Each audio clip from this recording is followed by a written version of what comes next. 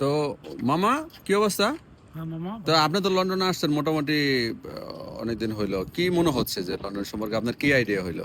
আমার কাছে এরকম মনে হচ্ছে, মানে বাংলাদেশে যখন আমি ছিলাম তখন ফিল করছি যে জায়গা জমি বাড়ি ঘর সব বিক্রি করে আমি লন্ডনে চলে যাই। আচ্ছা বাট সহজে কাউকে ভিসা দেওয়া হয় না, মানে শতকরা 10% ভিসা পায়। আচ্ছা আমার এরকম একটা ইচ্ছে ছিল স্বপ্নের দেশে আসতে, বাট আসতে পেরেছি, খুব ভালো লাগে।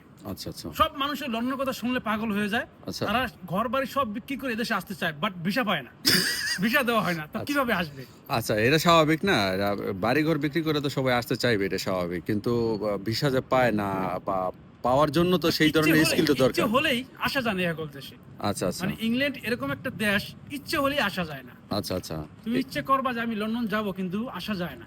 ওকে, এটা একটা স্বপ্নের দেশ, স্বপ্নের দেশ না? স্বপ্নের দেশ, এক আচ্ছা, কথায় যাই হোক, স্বপ্নের আমরা দেশ। মামা স্বপ্নের দেশে আছি এখন, ঠিক আছে মামা, অনেক ধন্যবাদ। ওকে, আপনার থ্যাংক কথা ইউ। হয়তো অনেকে দেখবে, ঠিক আছে।